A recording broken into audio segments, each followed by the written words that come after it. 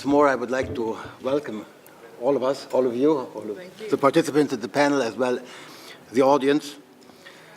The subject of this panel is post-revolutionary developments and reforms.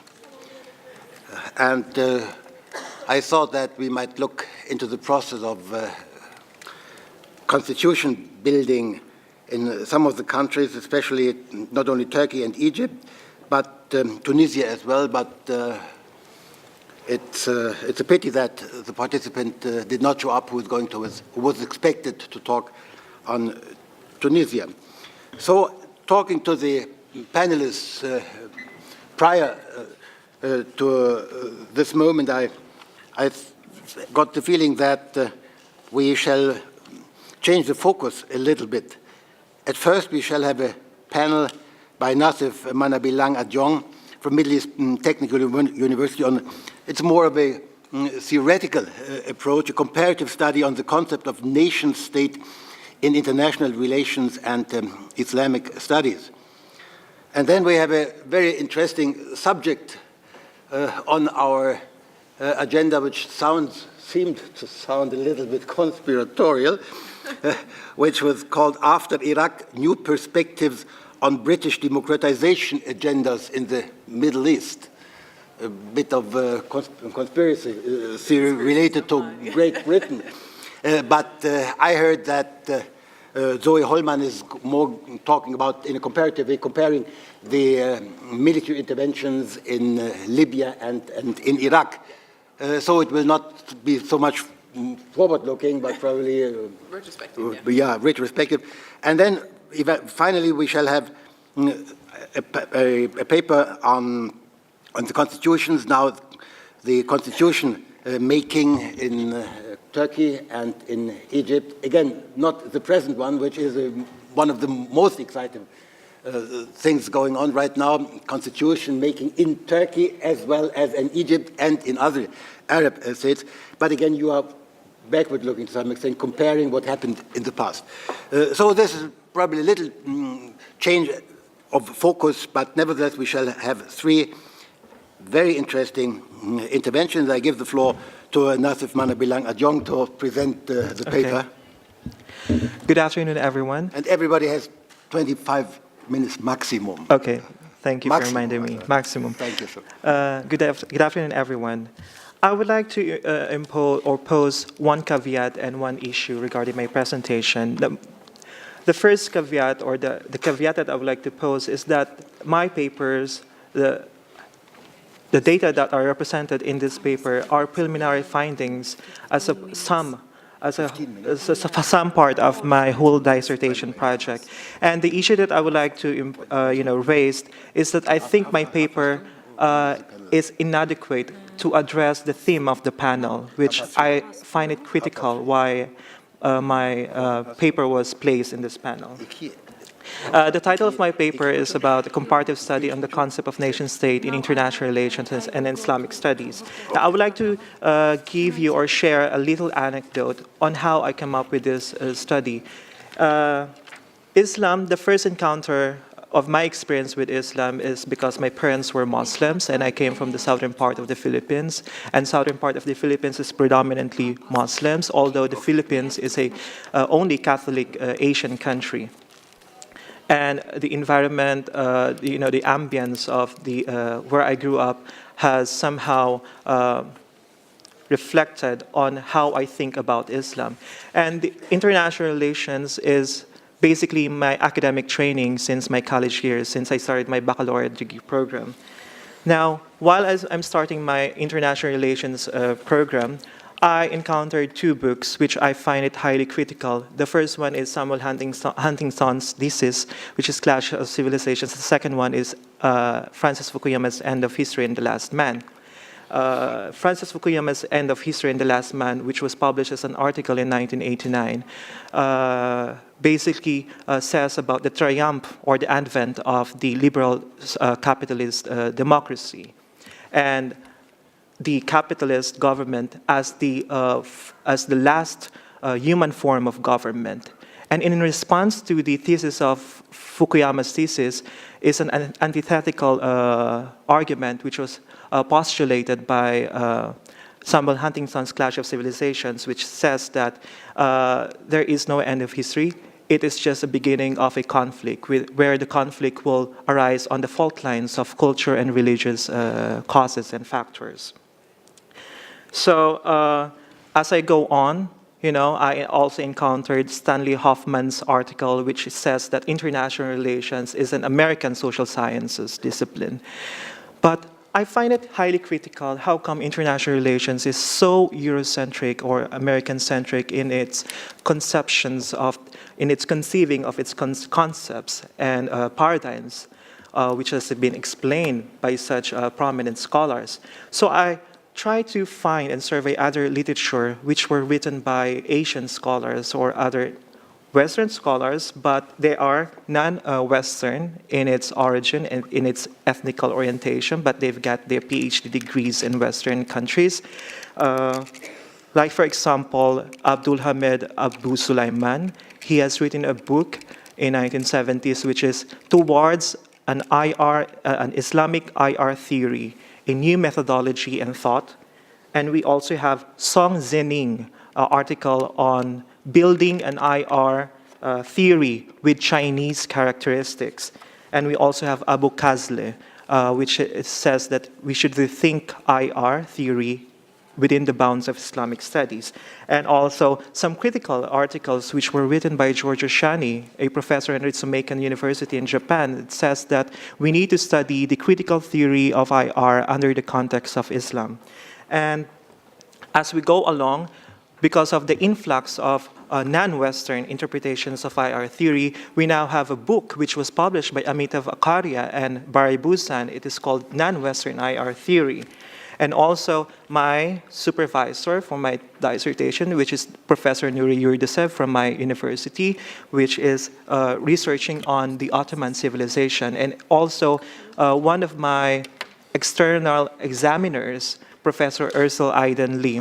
He is the former chairman of the IR department in Bilkent, and he is now the director of the Fulbright Commission in Turkey, which he said and postulated the claim that Turkey can develop a homegrown theory under the context and experiences of Turkey, which regardless if Turkey's IR is considered a periphery or a core. So that's how I come up. That's a little anecdote of how I come up with my study. So there are two issues which I have found that I have to address. The first one is what will be my theoretical framework in trying to decipher and understand the concept of nation-state, the origin, the idea, and operationalization of nation-state. And the second one, what will be my methodology? So in surveying the literature, I selected the mainstream IR theories, which are liberalism, realism, and social constructivism, in trying to understand how they have conceived nation-state under the prisms of their thinking and schema of scholars who are the authors of these theories. And also, on the side of Islamic studies, I will do the jurisprudential interpretation of nation-state, which I will later on elaborate on that. And the methodology part on it is that I have to attribute a book which I have encountered, which is a method in comparing data and concepts, which is the CCM, which was established by Professor Glaser and Strauss from American University. Their methodology is called CCM, which is Constant Comparative Method. And I said that I think I could use this, but I will have to modify and reinvent or innovate their methodology, which will be appropriate in doing the method of my study. And I call it CAM, which is the Comparative Analytical Method. In CCM, it only decipher or understand previous theories to formulate a new theory based on their idea of grounded theory. But my CAM does not conform on proving such theories. It only conforms it only conform on a parallelism, parallel interpretations of theories, regardless of historicity or periodicity or any elements of temporal and spatial elements. And so they have the codes, they have coding stages. In CCM, they call it the first coding stage, which is the opening coding stage. The second, it's the axial coding stage. And the third one is the selective coding stage. And I thought to myself that I will also have developed my coding stages, but not in the prism of their stages as how they codes how they break down the data that they have presented. For me, I presented the first stage will be the contextual coding stage, and the second one is the process of arithmetical coding stage, and the last stage will be the categorical coding stage. So I don't want to elaborate deeply on the theoretical conception of mainstream theories, because I know most of you who are IR students and also IR scholars know how they have conceived the nation state. Like, for example, liberalism. Liberalists contend that nation state is not unitary. It is not the main actor of international relations, but one of the actors of international relations. And they signify or give importance on the complex interdependence, but I would say interdependence because in the liberalism under the interwar period of 1919 to 39, they only have the importance of interdependence, which was developed and evolved in the book which was published by Robert Cohen and Joseph Nye in Power and Interdependence, World Politics and Transition in 1977.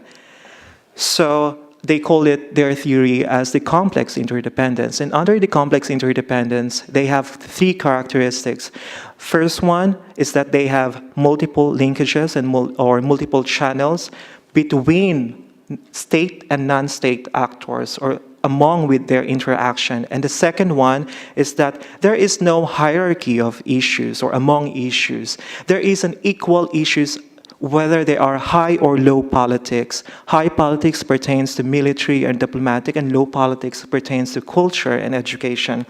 And the third character of complex interdependence is that there is a minor role of military force.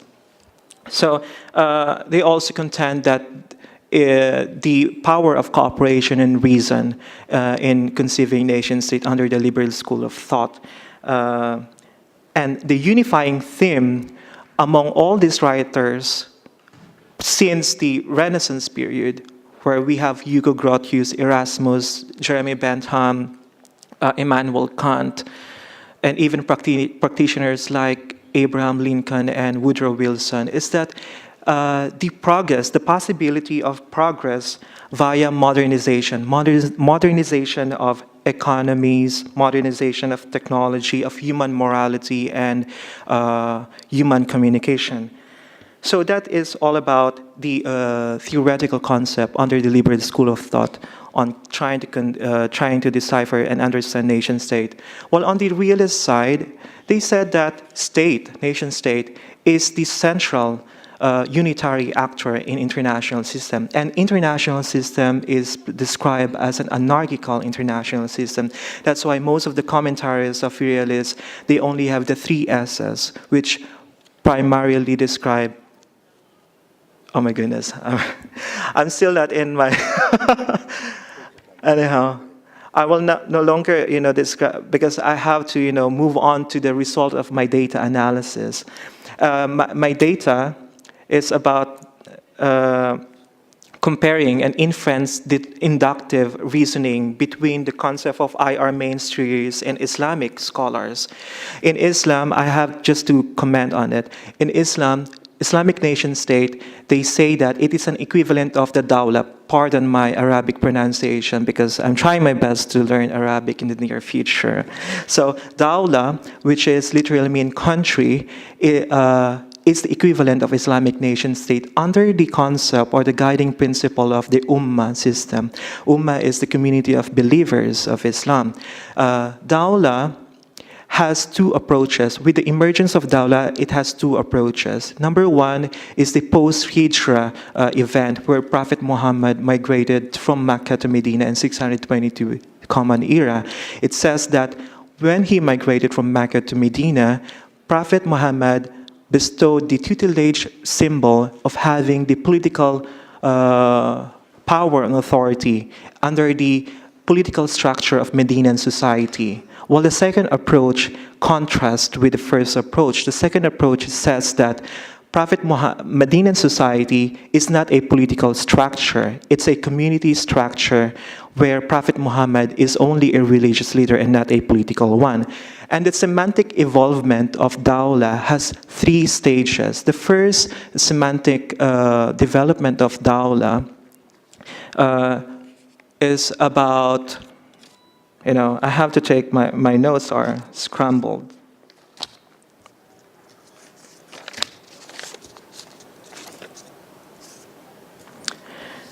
Okay, the first semantic usage or utilization of Dawla, it refers to the change in political regimes, political structure. Islamic scholars, based on their semantic involvement or utilization of Dawla, says that Dawla refers to the political change in a regime or a victory of a dynasty over another dynasty. And the second one is referred to simply the ultimate political authority, that is the Dawla. And the third stage of semantic evolution of Dawla is that after the supremacy of the Western international system, Dawla has been interchangeably used or utilized as nation-state. So nation-state and Dawla goes hand in hand. So until we go to the guiding principle, Ummah is considered in Islamic scholars as the basic unit of analysis. Whether in international relations, it's the nation-state that is considered as the basic or the level unit of analysis. And the function of the Ummah is the universal propagation of the divine message, which is the Dawah. Islamic nation-state, according to Ayyubi, is not considered as autocratic nor theocratic. It's a nomocratic, which means it's a government based on rule of law under the Sharia principles of law. And in addition, Ummah al-Muslimah, which is Muslim community, has more significance than Ummah al-Muslimin, which is community constituting Muslims, because it logically precludes that Ummah al-Muslimah or Muslim community is under the ambit or umbrella of the Ummah. Ummah al-Muslimin it does not go hand in hand with the concept of Ummah. And what the important about this is the obedience of the whole community qua as being community, not the obedience of an individual to the supreme will of Allah, of God. And according to Islamic jurists, Islamic nation-state is divided in dar division. Dar is a concept in Islamic jurists which literally means place. And sometimes go hand in hand with political hegemony or power. They have Darul Islam, which is the abode of Islam, or lands under the Muslim rule. They have the Darul Harb, which is the abode of war, and the rest of the world. And the third one is the Darul Had or the Darul Sul, which is the house of truce or the house of covenant. Okay, thank you. Or the house of covenant. But according to many Hanafi scholars, they said that there are only two divisions of Islamic nation-state. It's only Darul Islam and Darul Harb, because once the inhabitants of that territory concluded or signed a peace treaty with the rulers, then it means that that territory is now a part and parcel of Darul Islam. So as we go on with my methodology, I use some coding stages. We have the A, which is represent as the analysis, and beside the letter A, we have open and close parentheses, which could be O or the origin, I or the idea, or P P as represents the operationalization of nation state, and beside the closed parenthesis, we have the representation that denotes whether it is a realist perspective, liberalist perspective, or social constructivist perspective, or even under the Islamic perspective.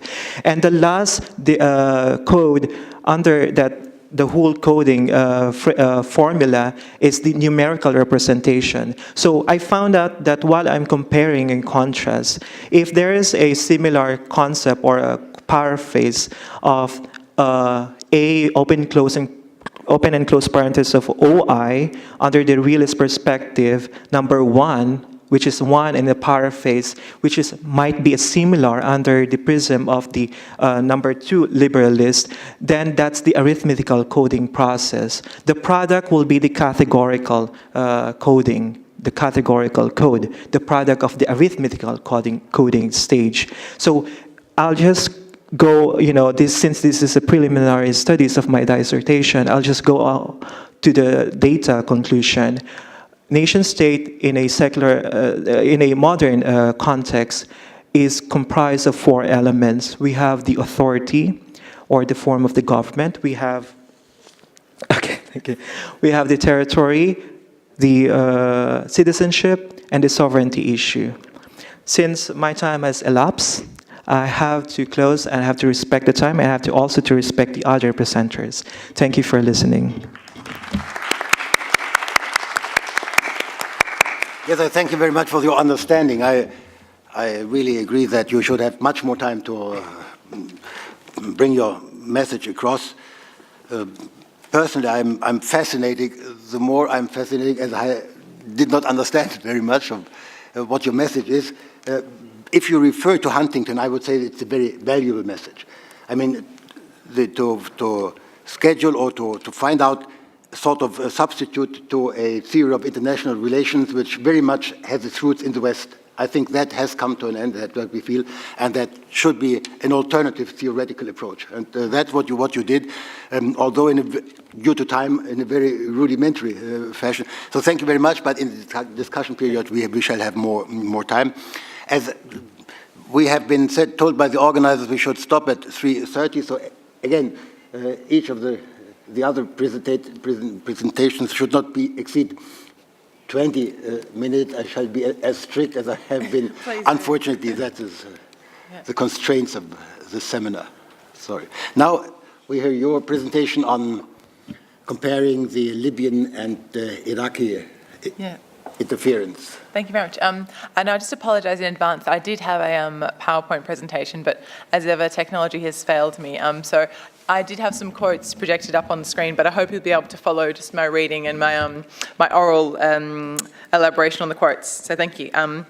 If nothing else, events of the past 2 years in the Middle East testify that we live in a democratic age, in name, if not in nature, even prior to the events that I'll refer to as the Arab Spring.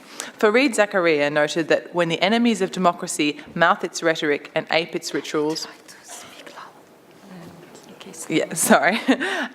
when the enemies of democracy mouth its rhetoric and ape its rituals, you know it has won the war. For parliamentary democracies in the West too, sponsoring democratic development abroad with varying degrees of force and or sincerity has become a mandatory embellishment of foreign policy charters since the turn of the century. The 2003 coalition war in Iraq reflected this new mandate of global democratization at its most extreme. A state's purported liberation from dictatorship via a foreign... Pardon, excuse me, do you have a copy? Another copy? Maybe in my bag, yeah. We'll speak slowly, a little bit slowly. Okay, I'll speak more slowly. Take it and give the translators. Okay. Because this is the... Speak slowly and then I think... Okay, I'll speak slowly, sorry. Where is the another copy? I think it's in a bag down there. I'll just try and speak slowly, it might be a little bit... Okay, sorry. In my bag down there's a paper, but don't worry, okay. Sorry for the interruption. So in the prelude to the Iraq War, the language of then Prime Minister Tony Blair became emblematic of a new ethical foreign policy manifesto. He espoused a reconfigured paradigm of international relations infused with confidence, the ideals of global justice and cooperation, and a sense of democratic possibility. But almost a decade on from the war, the legacy runs counter to this vision. As the recent suppression of the Arab Spring-style uprisings in Iraq shows, Iraqi democracy currently lies in tatters. It's not within my aims or abilities here to catalogue the failures of the Iraq War. Rather, I wish to examine the select facets of the intervention which were perceived to have led to Iraq's mutated democracy and to assess what, if any bearing, these failures have had on the development of a more constructive British responses to political change in the region. When asked about whether he thought that Blair or Bush had read any history books on Iraq prior to deciding to topple Saddam Hussein, the late historian Eric Hobsbawm disparaged the suggestion. However, more important than this, he said, was the question, did they consult people in the areas in which they decided to go? The answer, he said, was almost certainly not. And would it have been better if they had, he asked? Almost certainly yes. It is with this fact in mind that I sought out the perspectives of a range of activists, politicians, and other figures from the Arab diaspora in the UK who have mobilised around the cause of democratic change for their perspectives on the campaigns waged by Britain in their countries of origin. The themes addressed in this paper were provoked by one interaction with one such exile who was a British Libyan. And in a conversation we had about the 2011 joint NATO campaign in Libya, he unequivocally endorsed the intervention, and he added that it is part of the Arab mindset that if you fight on our side in a time of need, we will forget the past. The long history of British treachery in the Middle East notwithstanding, I thought this seemed quite a bold claim after all the cynicism and bitterness I've heard expressed by Iraqis in interviews I've done. So it's therefore in relation to the Libyan revolution primarily that I will assess British policy developments since the Iraq War. And if we have questions or time, maybe we can talk about other cases such as Syria or Bahrain.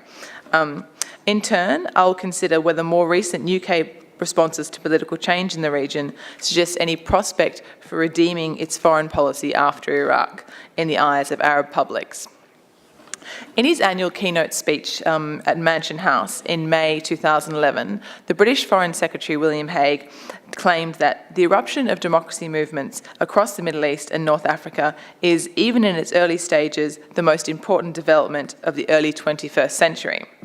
Without a doubt, these campaigns have shaken regional and geographical dynamics at their very foundations and done much to dispel long-standing perceptions of Arab exceptionalism to democracy. However, it is my view that the dramatic development has not been paralleled by any similar upheaval in British foreign policy approaches towards the region. With new forms of Arab democracy emerging, it's my view that new modes of commitment to and support for grassroots political change must be forged, with an emphasis on indigeneity, accountability, and autonomy. Not only does this task raise the question about the boundaries between responsibility, intervention, and interference in Britain's interstate relations, it also highlights the problem of local ownership of interventions under the overarching narrative of British strategic interest in the region. That is, as the 18th century British statesman Lord Palmerston said, England has no eternal friends and no perpetual enemies. England has only eternal and perpetual interests. The reality of this maxim has been painfully underscored for those in the Middle East whose lives have been shaped over the past century by British colonial and foreign policy, none perhaps more so than Iraqis. Britain's historical ties to Iraq and continued engagement in the region generally appeared to have bred an informed mistrust of Western foreign policy amongst Iraqis that are interviewed. The collective memory of colonialism, as well as direct experiences of recent policies, such as sanctions and the First Gulf War, meant that most in the diaspora looked upon coalition suggestions about a liberation in Iraq with scepticism. Yet while these perceptions of hypocrisy led many to lobby against the 2003 war on humanitarian grounds, others, many of them Kurds, were willing to set aside their usual scepticism for the prospect of national liberation, and they came out vocally in support of the war in England. As one Kurdish interviewee explained, "We are not fools, but we were hopeless. We were shattered, physically and psychologically. Every family was touched by the regime, even here in England.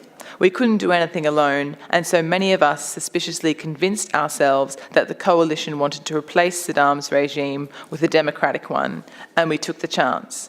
Sometimes when the devil comes to help you, you will just take his hand and say, let's go.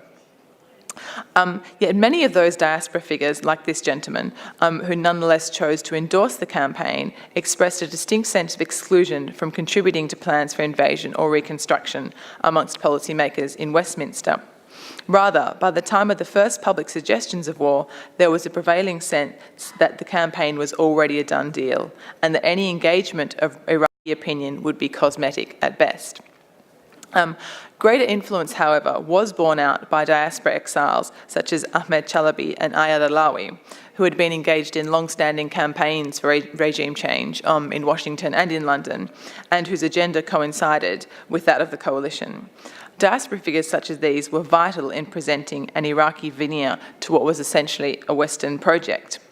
Yet their real influence came to bear after the fall of Saddam from 2004 onwards, when allied exiled politicians such as these were recruited by the coalition to fill key leadership posts as part of a revised post-war strategy that prioritised expedient exit over state building.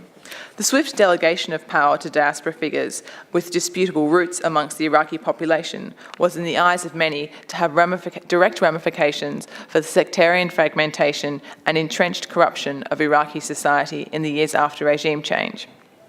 This mercenary engagement of elite diaspora Iraqis was named as one of the key errors of the coalition's failed democratic regime change in Iraq. Western attention to and support for more indigenous grassroots forms of democracy in Iraq was therefore singled out by British Iraqis as the best way to mitigate the legacy of the intervention.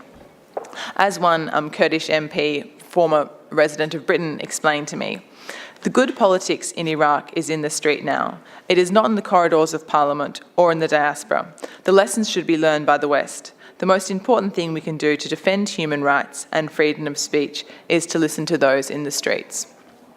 And indeed, when it came to the question of intervening to protect the anti-Gaddafi Libyan uprising, the Western leaders were keen to stress, rhetorically, if not in practice, that they had learned the lessons of Iraq.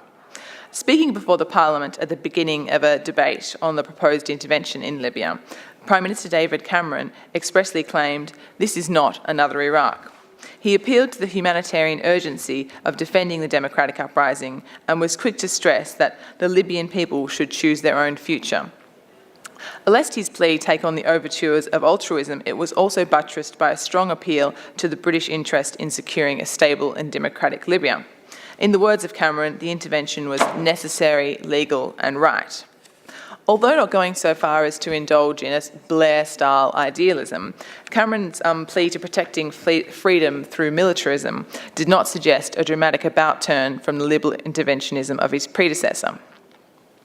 The twin pillars of hard-nosed pragmatism and moralism were easily paired, while the ambiguity of Cameron's vision for post-Gaddafi Libya helped to airbrush any potential conflict between the two when it came to Britain's role in the future Libya. However, for those Libyans representing the anti-Gaddafi uprising, there was a keen awareness of the political currency to be gained for Britain's leaders in proving they had learned from the failure of Iraq. Even many of those who had witnessed Britain's mercurial record of relations with Gaddafi were enthusiastic about enlisting UK backing for a revolution which might otherwise be quashed. The intervention was therefore presented as an opportunity of mutual benefit.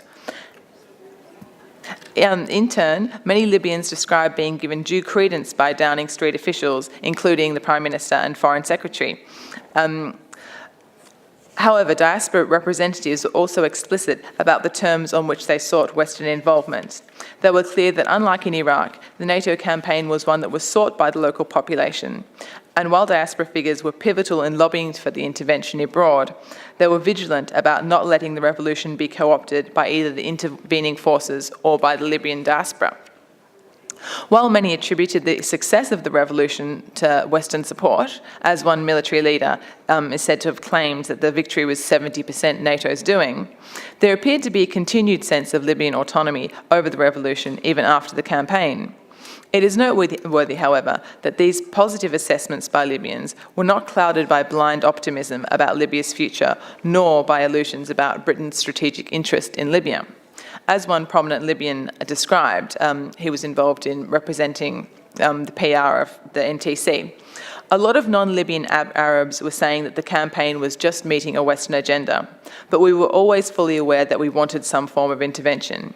Even if Britain did have their own agenda in Libya, it had a very positive side effect.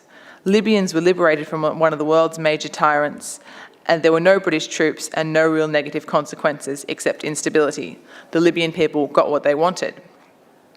The initial success of the Libyan campaign was hailed by many as auguring a new era for Western intervention in the region. Specifically, the comparative absence rather than presence of Western forces in Libya was identified as central to the initial stability of post-Gaddafi Libya. As British MP and former diplomat Rory Stewart noted when comparing Libya with the interventions in Iraq and Afghanistan, the most dramatic difference between Tripoli and other capitals of intervention was the absence of foreigners. The lack of foreigners allowed Libyans to feel that the revolution was theirs, not an international production. However, it's also clear that the absence of foreigners in post-Gaddafi Libya cannot be equated with an absence of foreign interests in the country. Similarly, the appearance of positive outcomes or positive relations with Libyans cannot be presumed to correspond to positive intent on the part of the interveners. A number of both Arab and Western observers of the NATO campaign pointed to the exceeded mandate and the strategic manipulation of military power during the operation in line with Western aspirations for reconstituting power in post-Gaddafi Libya.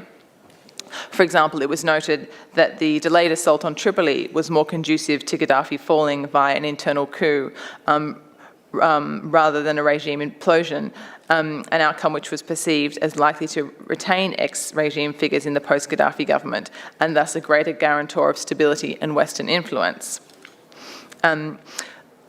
This fact was highlighted by Gilbert Ashkar, who has commented on the need to couple support for Libya's revolution with a sober awareness of the dangers of Western involvement in their struggle. As Ashkar noted, many sympathised with the Libyan revolution while expressing understanding for the fact that Benghazi had asked the devil for help against a massacre foretold, warned the rebels from day one against portraying this devil as an angel and against fostering illusions about Western power's real motives. Indeed, it's easy to claim responsibility for a success or to do the right thing when the ethical path aligns with the practical one. However, it has been noted in the Libyan case, it is also easy for do-gooders to harden their hearts and walk away. It is only now, with the gritty contingencies of political upheaval coming to the fore and a situation which looks ever more onerous, risky and protracted, there is a new translation because this is so academic. that the true extent of Britain's moral and pragmatic investments in Libya will be tested. Recent events in the country... Can she conclude? Shall I continue? Okay. Recent events in the country have proven what may be the one binding precedent for interventions of the 21st century, that the only predictable outcome is unpredictability. As Rory Stewart notes, countries can turn out unpredictably good or unpredictably bad.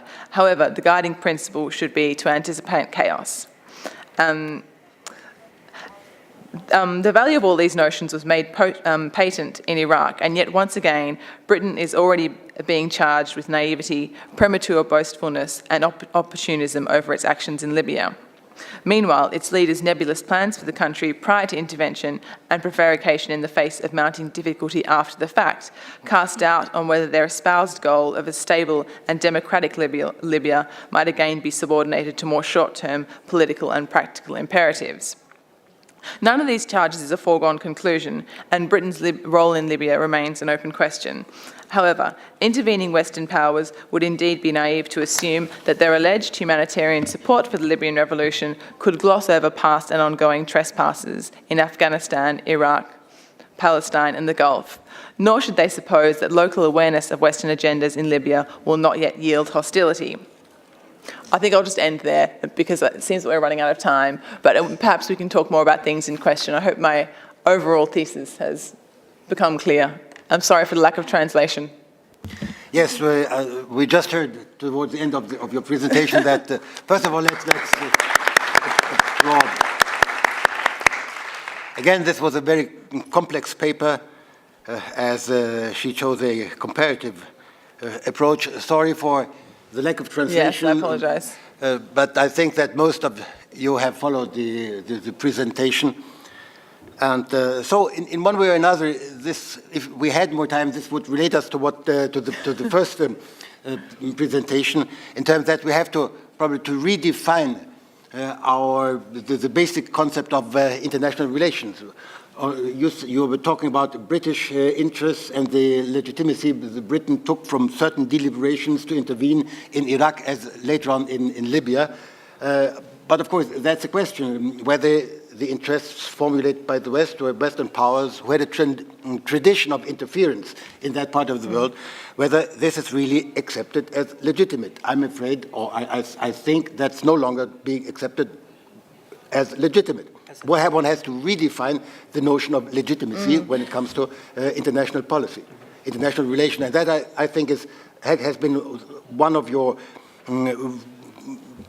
intentions to remind us that we face this necessity. Now we come to the third presentation.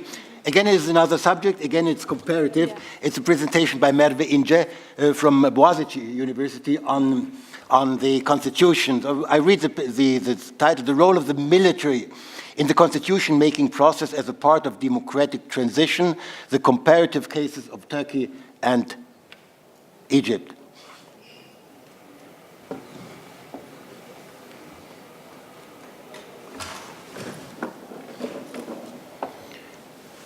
Thank you very much. Hello, everyone.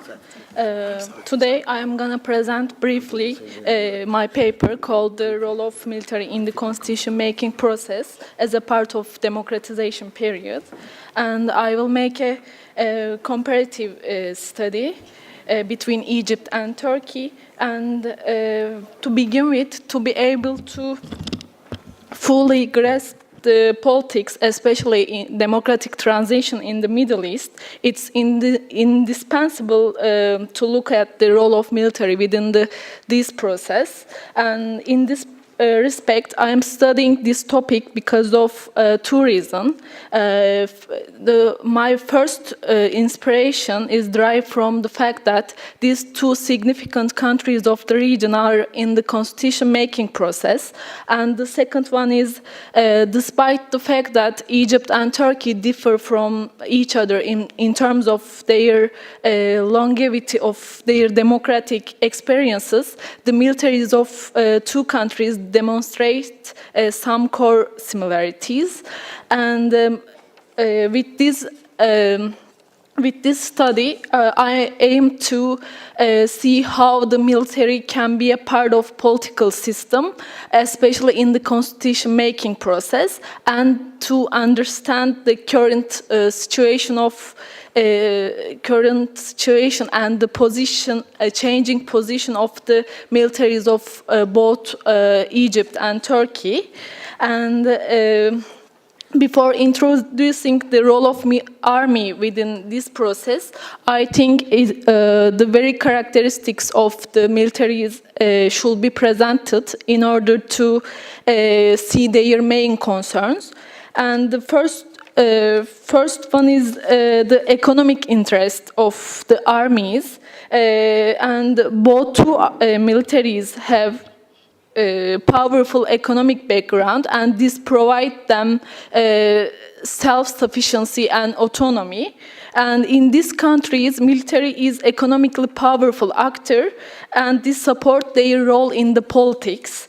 And their economic role determines the very attitude of them towards constitution-making process, due to they protecting their own privileges within the system. And the second one is the military's commitment to certain values. This means that in Turkey and Egypt, the military is derived its legitimacy from nationalist narratives that place the officers at the center of struggle against colonialism, external aggression, and the realization of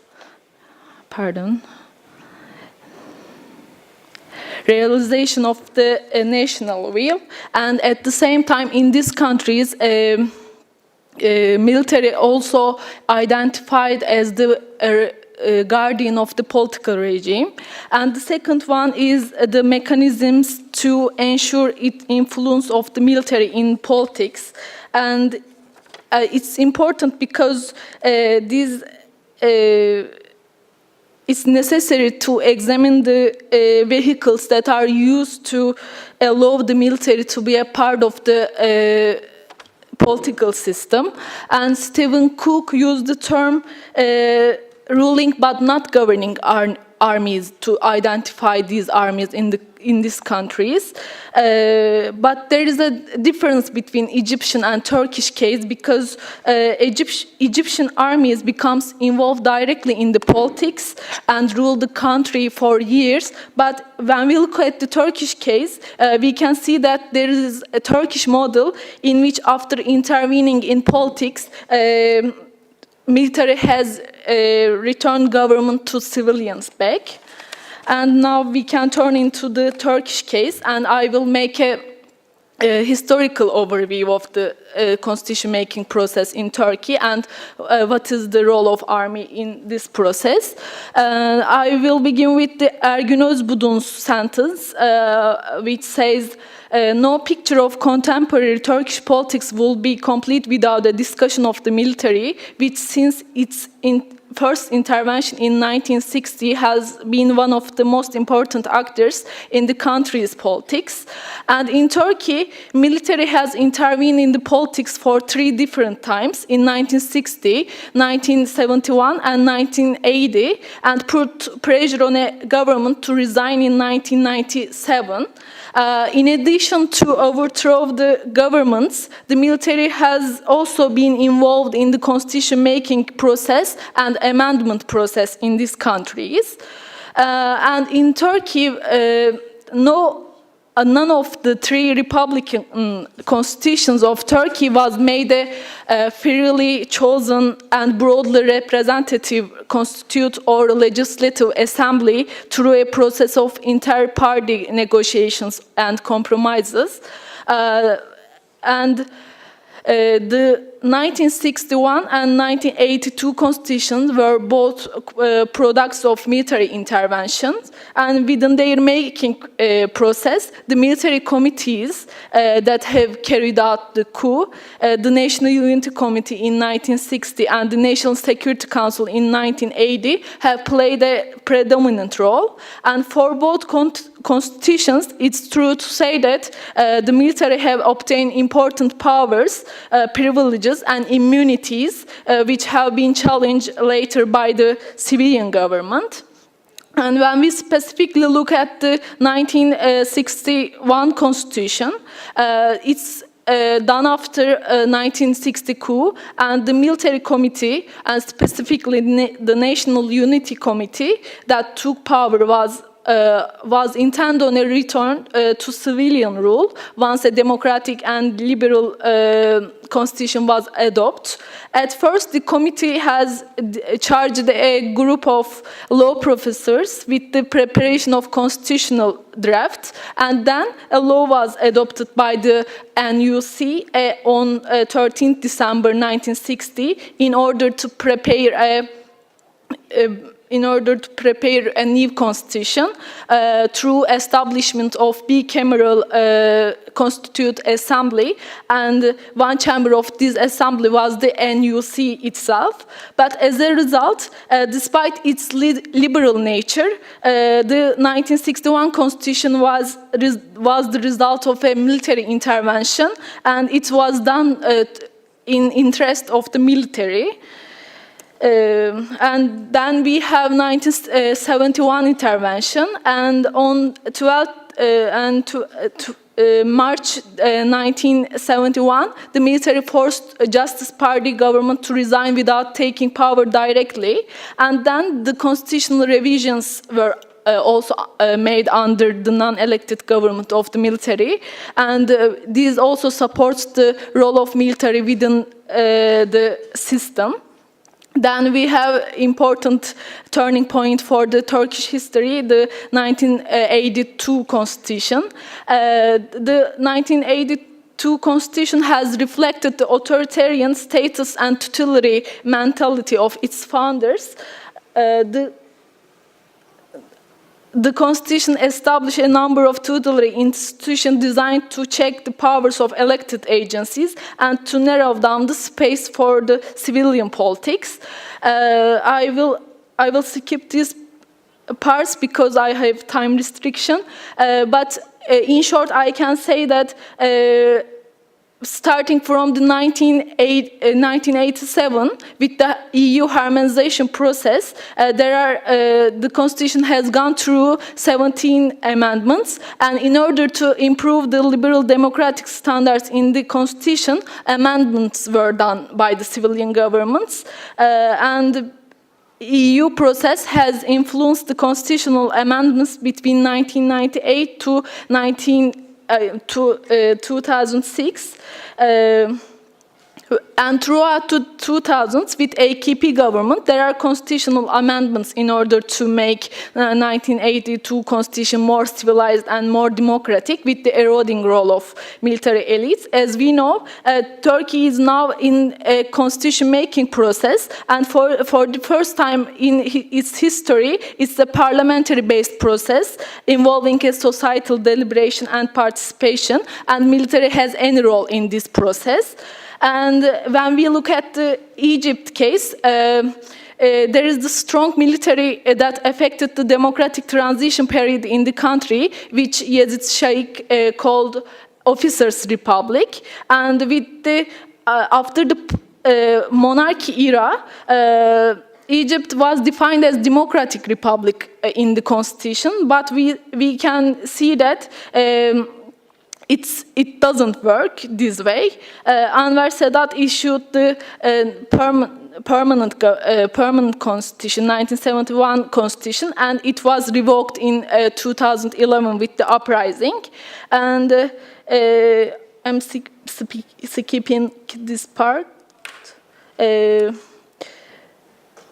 But we can say that in terms of their military, a previous Egyptian constitution included very little detail about the military's role in the politics, but the general's imprint has been deep and widespread, such as 4 presidents coming from the ranks of armed forces. With the removal of Mubarak as a result of the uprising, the first task for Egyptian become a new constitution, and although it's assumed to be a civilian constitution, the general seeks to influence the writing of constitution to guarantee 3 main objectives. These are important. They are trying to ensure the institutional autonomy of the armed forces and maintain the army's financial independence, and to have a safeguard voice in the policy-making process through the establishment of a National Security Council. And in short, the military is trying to maintain its influence through more institutionalized way, which is different from the past experiences. Then we can look at the generals are keen to create a constitutional system that mirrors the Turkish constitutional arrangements before the democratization reforms in recent years, initiated partly under the incentives created by the EU process. However, it's ironic that the current Turkish example, the role of military in politics has started to erode, and what the army officer intended by the Turkish model was not its latest version, but the pre-AKP model that undermined the Turkish democracy for decades. And when we look at the current developments, we can say that the civil-military issue is not settled yet, and the SCAF is attempting to impose provisions in Egypt's new constitution that grant it permanent military custodianship. it's mostly argued that if military succeed in imposing provision in constitution making, it will be hard for civilian authorities to devise and implement policy autonomously, and in addition, under such circumstances, any democratically elected government will be chronically stable. And when I conclude my presentation, I can say that both Egypt and Turkey have possessed a system that is given legitimacy through the respective constitution for the military to act under a specific ideology, using the various vehicles and mechanisms to regularly and continuously be a part of decision-making systems. However, in Turkish case, we see how the role of military has eroded constitutionally with the EU harmonization process and also with domestic developments. And Egypt, it's clearly seen that there is a struggle between the military and people on the constitutional role of the military. And this is the end of my presentation. Thanks for your attention.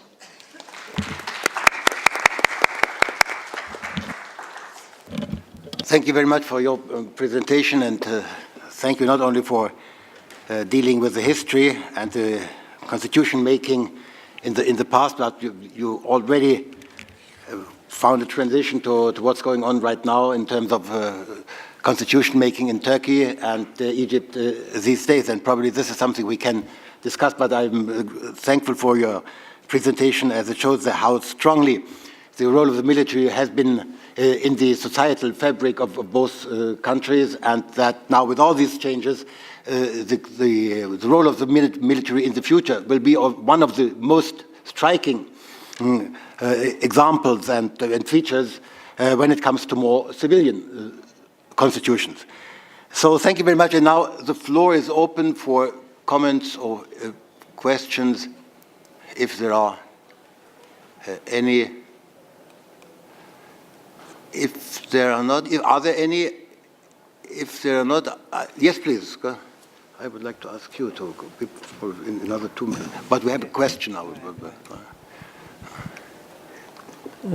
Ben Mesut Özcan, Merve Hanım'a soru sormak istiyorum. Şimdi Mısır'da askeri konsey başa gelince kendine özel bir konum hazırlamak istedi. Tıpkı Türkiye'de olduğu gibi. Evet. Ancak Mursi askeri konseyin kendine tanıdığı yetkileri ortadan kaldırmak için bazı çalışmalar yaptı. Ve en son olarak da askeri konseyin bazı görevlileri görevden aldı. Peki Türkiye'de baktığımız zaman hani 80 darbesinden sonra göreve gelen siyasi irade, iktidara gelen siyasi irade tıpkı şu an Mursi'nin Mısır'da yaptığı gibi askeri konseyin yetkilerini kaldıramaz mıydı sizce? İlk önce teşekkürler sorunuz için.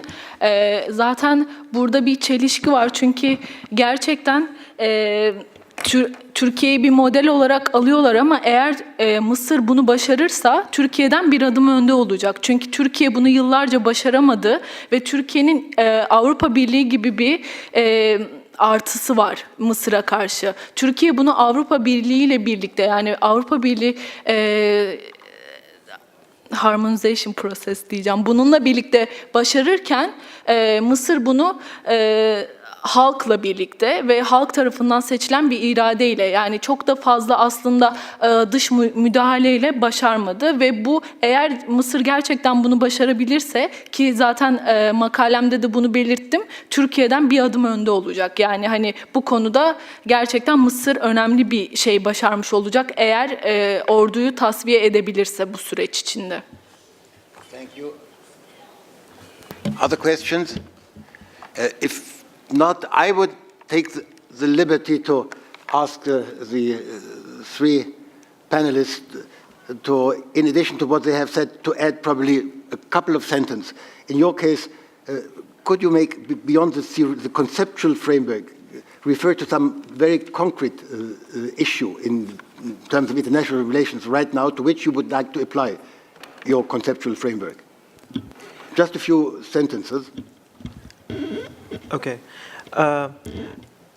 It is not actually deciphering the theory itself. It is actually understanding what is the theory of the concept of nation state between two bodies of knowledge, Islam in religion and international relations. What I'm trying to understand here is trying to find out a via media or a middle way between the body of knowledge of the Eastern Hemisphere of the world, which is Islam, and the relatively young social sciences discipline in international relations in the Western Hemisphere, which is international relations. That is actually the main idea of my paper. So whether, regardless of its inapplicability in the practice, in the phenomenon, because I'm not trying out to find whether it is applicable or inapplicable with the events or the practice of the theory itself. What I'm trying to decipher or understand is trying to, if there is or if there is no via media or middle way between these two knowledge. Mm-hmm. Well, I would have thought that you would refer in one way or another to Iran, or am I totally wrong? In Islam, I said that Islamic nation state is not a theocratic. Higher scholars or Islamic scholars said that Iran is a theocratic form of government. Islamic nation state based on Islamic jurists and Islamic scholars, ulama, members of the ulama, they say that it is a nomocratic. It's not autocratic nor theocratic, but it's a nomocratic based on the rule of law. Thank you very much. If there are questions in the audience, please raise your hand. If not, yes, please. I would like to ask you to, but we have now somebody who's going to apply for Syria for the press. Fehmi Akarslan, Sakarya Üniversitesi Uluslararası İlişkiler Bölümünden. Ben sorumu Merve Hanım'a soracağım. Siz daha önde olmak dediniz. Size göre anayasada daha önde olmak neye göredir? Yani size göre anayasada bir adım daha önde olmak Avrupa'ya göre mi yoksa sivilleştirmeye göre mi? Ve bu bağlamda eğer Mısır'la Türkiye'nin anayasal yapım sürecini karşılaştırırsanız şu anda hangisi önde? Hangisi sivilliğe ya da hangisi bir adım daha önde? Teşekkürler. Yeah, go ahead, please. Soru. Oh yes, please. بحكم أنني مصرية لابد أن أوضح أمرا هاما. لم يضع الدستور المصري أي قواعد خاصة بالجيش. فالجيش وفقا لأحكام الدستور المصري الصادر عام 71 ملك الشعب. القوات المسلحة ملك الشعب. حتى عندما عزل الرئيس مرسي المشير طنطاوي عزله بوصفه وزيرا للدفاع، ومن يشكل الحكومة في مصر هو الرئيس الجمهورية. فأعزل على العكس الجيش حمى الثورة، فلقد طلب الرئيس السابق مبارك من الجيش أن يتدخل لقتل الثوار، ولكن الجيش رفض وانضم الضباط الجيش المصري وخاصة ذو الرتب الأضعف ورئيس اللواءات إلى الصفوف الأفراد المتظاهرين بميدان التحرير، ولذلك ظهر الأطفال فوق المدرعات العسكرية والسيدات تم حمايتهم من التحرش بهم في ميدان التحرير. لابد أن يعلن هذا العالم نحن لم يقم الجيش بثورته، لقد حمى الجيش ثورة مصر. حتى الآن في الدستور حاولوا أن يضعوا بعض المواد الخاصة بهم ليس لحمايتهم ولكن خوفا من سيطرة النظام الإسلامي ومحاولة القضاء، لأنه أنا اعتقاد سائد لدى البعض بأن الجيش هو الذي يحاول أن سرقة الثورة. هذا لم يحدث. عزل طنطاوي كان عزلا لوزير الدفاع وليس، وقد أعلنوا منذ بداية الثورة أنهم يتخلون في الفترة التي حددوها. شكرا. Teşekkürler. Sizin sorunuza cevap vereyim. We take another intervention. Okay. Öncelikle teşekkür ediyorum. Benim sorum Holman hanımefendiye olacak. Şimdi Libya ile Irak arasındaki fark olarak yani Irak'a dış güçlerin müdahalesi söz konusu, işte ABD'nin müdahalesi söz konusu. Ama evet.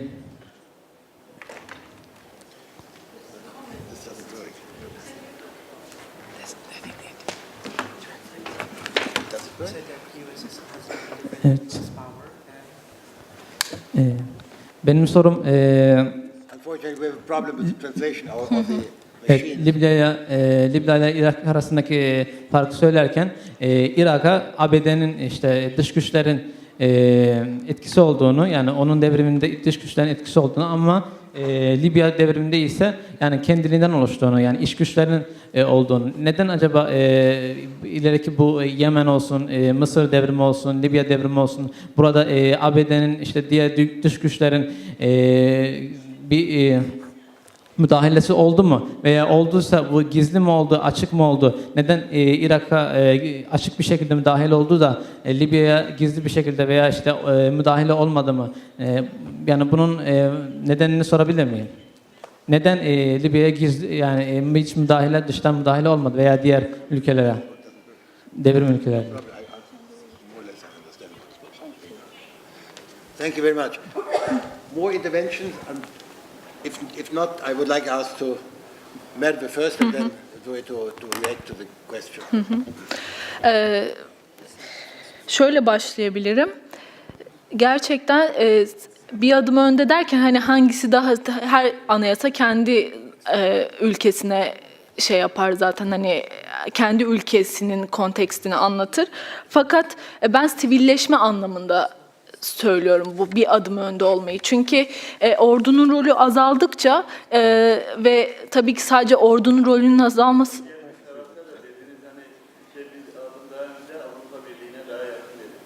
Evet, o şey Avrupa Birliği'ne daha yakın olduğu için değil, Avrupa Birliği uyum sürecinde daha fazla, ya Avrupa Birliği'ne katılabilmek için ve işte bu süreci daha kontrollü ilerletebilmek için insan hakları ve demokrasi konusunda daha fazla şeyi tamamlamak zorunda. Ama Mısır'a baktığımız zaman böyle bir gerekliliği yok.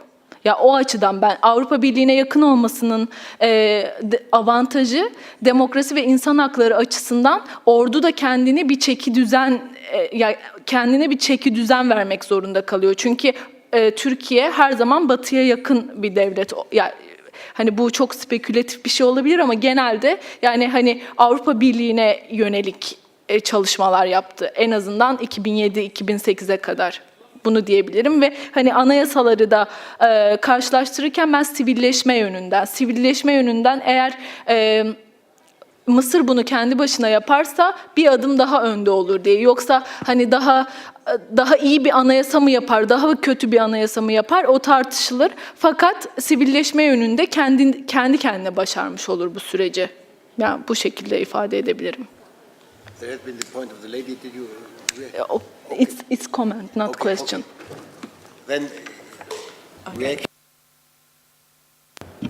Thank you for your question. And I'm sorry, I don't think that the answer to your question came across during my paper because of the lack of translation. But my point was that certainly in Iraq, that it was an obvious foreign intervention. And I believe in Libya that though it appeared to be a Libyan-owned intervention, the international powers intervening tried to cast it as a Libyan-owned intervention. There was many mechanisms of hidden foreign influence. For example, I mentioned in my talk, there was attempts to steer the military operations on the ground in a way that would yield a result of power after the fall of Gaddafi that would allow greater US influence. And for example, we can even see more recently in Libya, the types of candidates that the West has supported in the Libyan elections are those who had stronger ties to the old regime, but were more friendly towards the West. And there's those other candidates who are perhaps more reflective of Libyan populist sentiment. And so I think that that's something important, is that there are various levels and various degrees of foreign influence. And the other case studies that I'm looking at are in Syria and in Bahrain. And I think that Syria is an interesting case because we see more clearly the elements of Western interest in the region, because in this case, as in Bahrain, they have opted more for stability than to pursue these kind of democratic goals that they've talked about. But whether or not in the long term this will be in their favour is yet to be seen, because it may provoke greater hostility in whatever form of popular power comes to the fore in Syria. It may not necessarily be friendly towards the West, because the West has obviously taken a very strategic approach to the democratic uprising there. Thank you. So we have another 3 minutes. If there is no one intervening anymore, I would like to to come back to the very first session on the day before yesterday, when I very reluctantly, although I said that I feel that a military intervention in Syria now is necessary. I have been against the military intervention in Libya at the beginning, and still I have my afterthoughts. But I think that the Libyan people have spared the fate of the Syrian people. That's at least one achievement of the Western interference. So I would like to ask you whether, from this point, whether you think it's totally inadequate, that sort of thinking, or to what extent we may apply your arguments to the present situation in Syria. For I think that we are at a point where Syria is really going towards a civil war. It is already in a civil war, but the situation may become worse in case there is nobody to interfere from outside. So how would you see that within the parameters of your presentation? I think the case of Syria is very interesting, perhaps one of the most complex, because from the beginning, the majority of the Syrian opposition was very anti-Western intervention, and I think that Western intervention was never likely in Syria. It was always going to be too risky, too messy, and after Libya in particular, as it is just said, Western powers had quite a distaste for further intervention. But now, unfortunately, because there has been a very hands-off approach, the situation has come to the point where Syrians themselves are now demanding foreign intervention, though that I think is increasingly unlikely. I think any form of intervention that does happen now, it's going to be very difficult to make it driven by the Syrian people, because Syria is such a nexus that there's so many different foreign powers involved. Everyone is going to be fighting or intervening to have the Syria reconstituted in a way that's favourable to their own interests in the region. So even if there is an intervention in Syria now, I think it's going to make it very difficult to reflect the Syrian national autonomy, though that is very fragmented in itself, and that's part of the problem. I think there was no united opposition in Syria as there was in Libya, which made it a very easy, doable intervention. In Syria, it's been fragmented from the start. Though that wasn't an excuse for non-intervention, it's become more and more fragmented, which is going to make, yes, reconciling what is now a civil war situation even more difficult. Though I think, yeah, there will have to be some form of intervention, but I don't think it can be very constructive. So I have to... Is there one? Okay. If it's brief, please go ahead. Reflecting on what you were right now saying, don't you think that the intervention in Libya was also intended to stop the revolutions in other countries? That's an interesting question. Well, this is I think, in fact, I think that the revolution in Libya maybe perhaps could have been seen more as a deterrent to autocrats or dictators in the West to try and save their regimes while they could. And I think, for instance, and more like the Gulf states in Bahrain, you've seen, or even some of the monarchies like Morocco, you've seen these dictators go, okay, we're going to make some nice cosmetic reforms because we've seen what happened to Gaddafi, we saw what happened to Saddam, and we don't want that to happen to us. Though I think that in the case of Assad, obviously that didn't work, and I think Assad's been a handbook in what not to do if you want to save your regime. But I don't know that it was necessarily a signal to opposition activists to thwart their ambitions by the West. I wouldn't see it in those terms, but I'd be interested to hear your thoughts. Well, we leave it at this very difficult point, very controversial point. We come back to it after the American elections, I'm afraid. So I leave it here, and I thank our three panelists for really thought-provoking presentations, and thank the audience for participating. Thanks a lot. Yes, we have to. Bureaucratic.